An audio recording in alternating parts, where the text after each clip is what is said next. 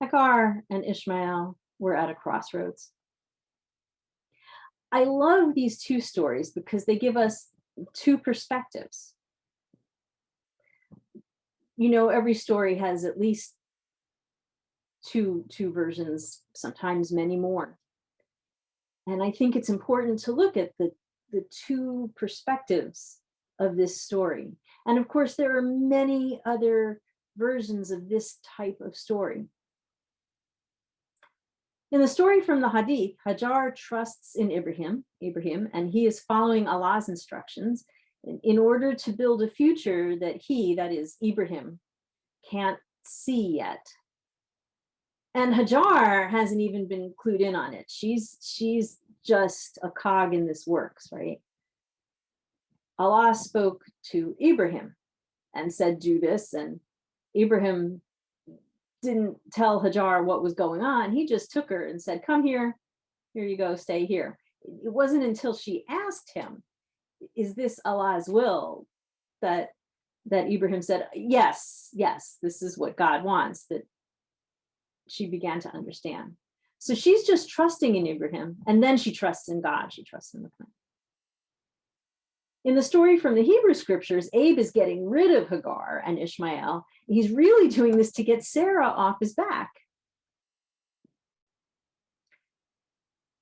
And I could go off on many tangents here because Abraham has definitely stood up to God before and argued with God, but he doesn't want to argue with Sarah. That's a whole other sermon. But in this story here, back to my point here, in both versions, Hagar and Ishmael face peril. Something has to happen. They are at a crossroads. Now, in the Hebrew scriptures, there is an earlier story of Hagar going out into the wilderness. In the Hadith, Hagar is described as Sarah's servant, whom Sarah gives to Ibrahim to marry. In the Hebrew scriptures, it's not quite as polite as that. Sarah was unable to have children, and Hagar is her Egyptian maid, probably her slave. And since she is property, Sarah gives Hagar to Abraham in order to be impregnated so that Sarah can then claim the baby. And the thing is, women's worth at that time was very bound up in being able to bear children. And this is another whole sermon that we're not going to have today. So once Hagar became pregnant, she sort of lorded it over Sarah, and Sarah's reaction was to get very angry at Hagar. And so Hagar ran away. She ran into the wilderness, but when she saw an angel of God, the angel sent her back. Why? Why would the angel send her back? Because Hagar still had the mindset of slavery. She said to the angel that she was running away from her mistress. She wasn't running to anything. She was reacting to the past. She wasn't prepared for the future yet. She was still living in her own past. She had that mindset of being a slave.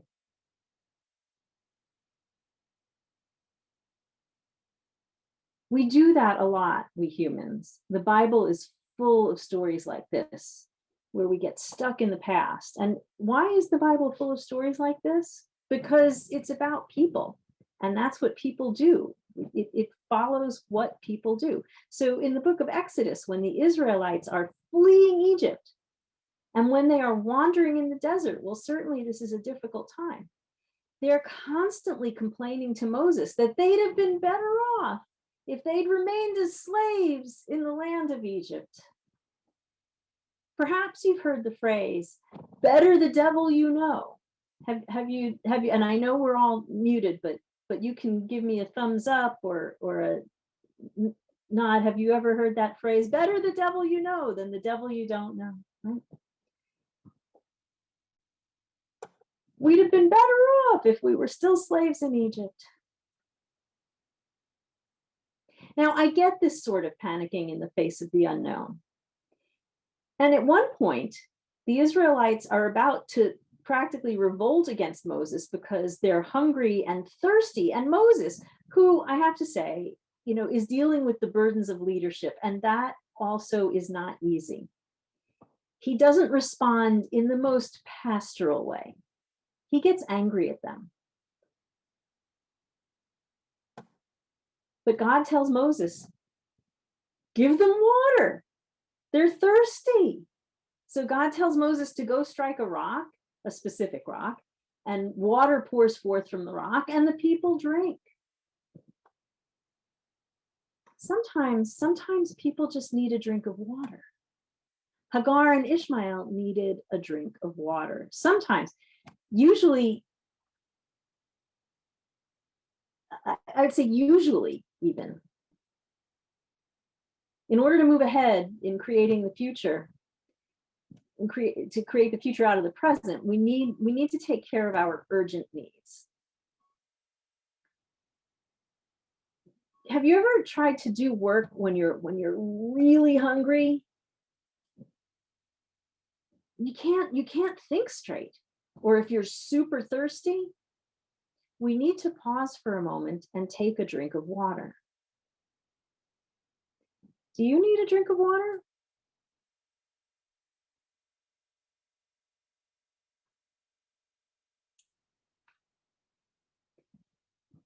Now, the Hebrew scriptures don't tell us a lot about Hagar and Ishmael after this experience.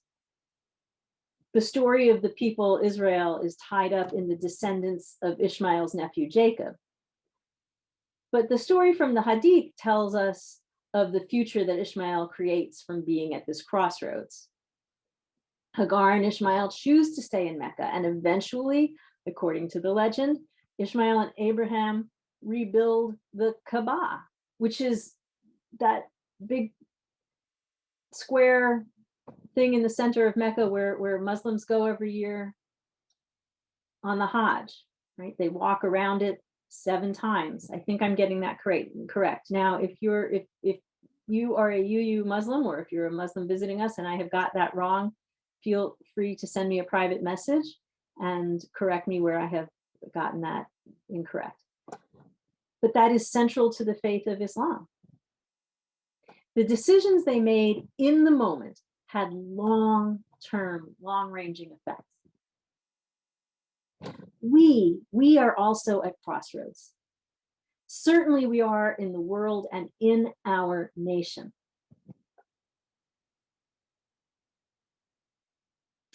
This idea that the big lie, well, the election was fixed.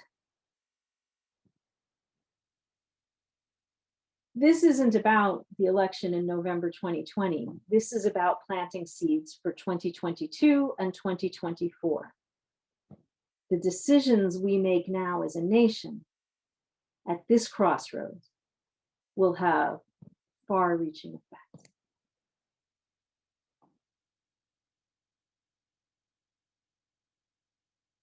All the political decisions that we're making right now are going to have far-ranging effects. So best that we make those decisions after we pause for a drink of water. And what I think is so interesting about the fear-mongering that's happening among the people who are most prone to making those claims that and falling for the big lie is a lot of them are saying, we were better off in the good old days.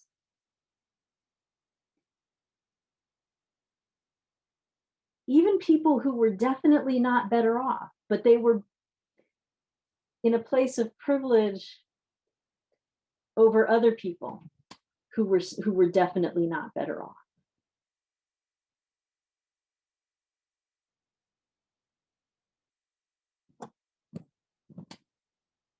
We're also at a crossroads in the Unitarian Universalist Association and here in our own congregation at UUCLB. The Unitarian Universalist Association, which is us. The UUA is an association of congregations. So it's not this special group of people in Boston, it's us, it's all of us. The UUA has been focusing a lot of attention lately on facing up to the issues around white supremacy culture that have shaped our own past. In moving forward to shape the immediate future, we're trying new things. And for some folks who have been in a very comfortable place of privilege for a long time, this has felt a bit like a wilderness. They are saying it was better for us back in the old days. And that's what got the Israelites in trouble in the wilderness, right? And that's what got Hagar sent back to Sarah when she ran away. I want us to consider how much of a wilderness we have been in. Let's say that again. It's the first day with the new lips, friends. I want us to consider how much of a wilderness we have been for marginalized people among us, for Black, Indigenous, and people of color, for LGBTQ people, for people with disabilities, for neurodiverse people.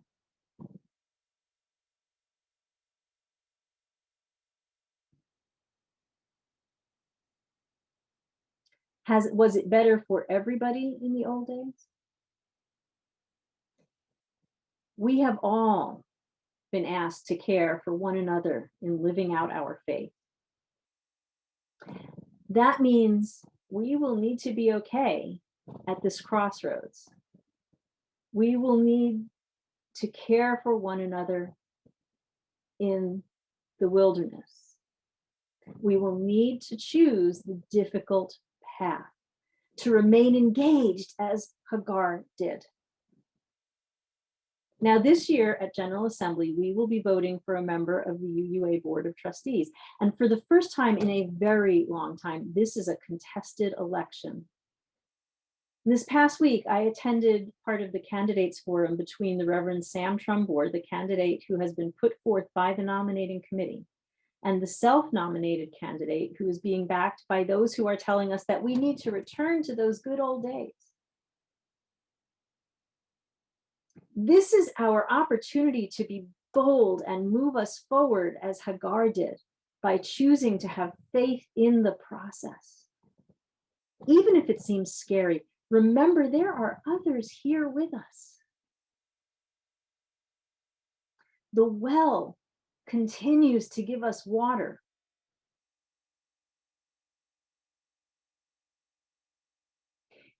Here in our own congregation, we are also at a crossroads.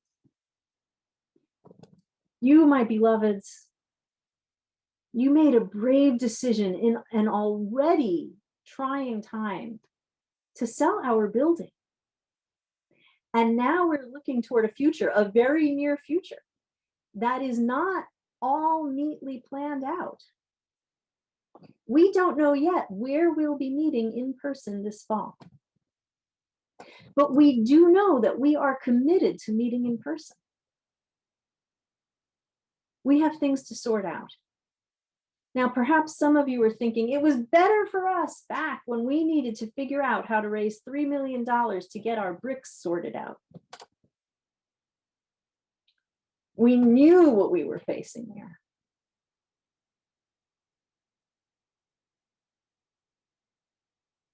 Hagar had to sort things out, didn't she? Perhaps you're feeling like you're stuck in the wilderness with Hagar, the wilderness of Zoom without any water, but beloveds, the water is there.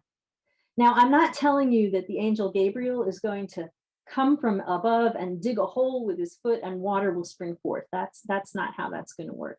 But I'm asking you to consider the deeper meaning of the story, the well of the story.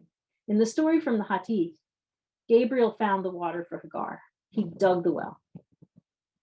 In the story from Genesis, God opened up Hagar's eyes so that she could see what was there. What will be in front of us when we open our eyes? And I'm not talking about our literal eyes now. I'm talking about our inner eyes, our going deeper into the well. What is before us?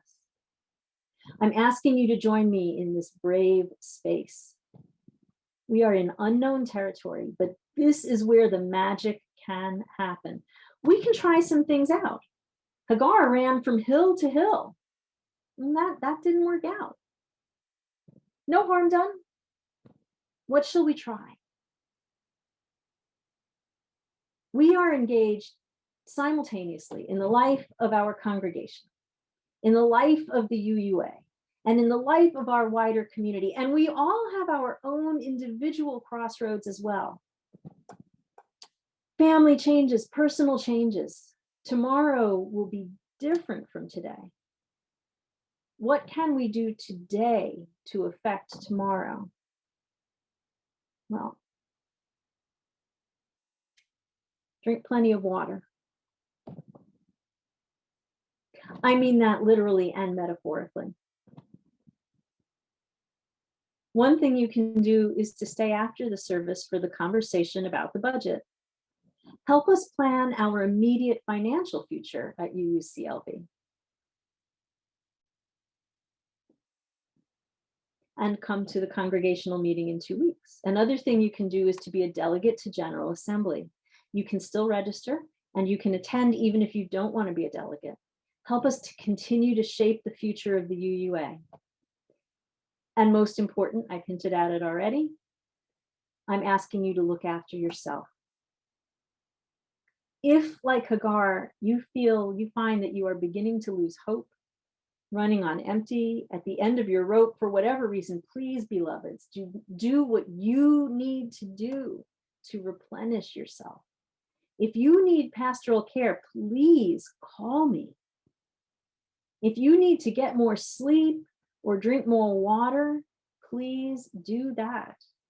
In the story from the Hadith, Gabriel gave Hagar the water first. Once Hagar was replenished, she was able to nurse Ishmael.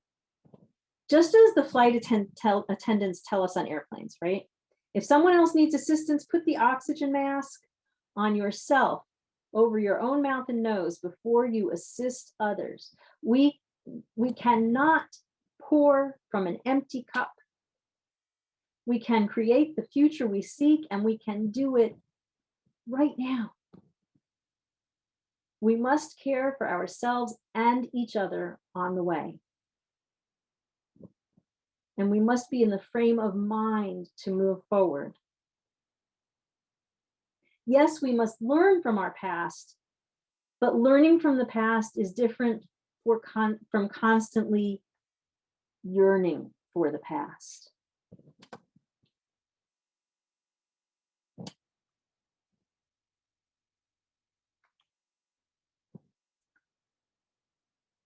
So are you ready to move forward together?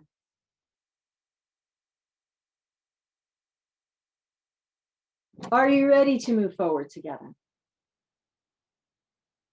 Are you ready? Beloveds, where you go, I will go. We can do this together. Namaste.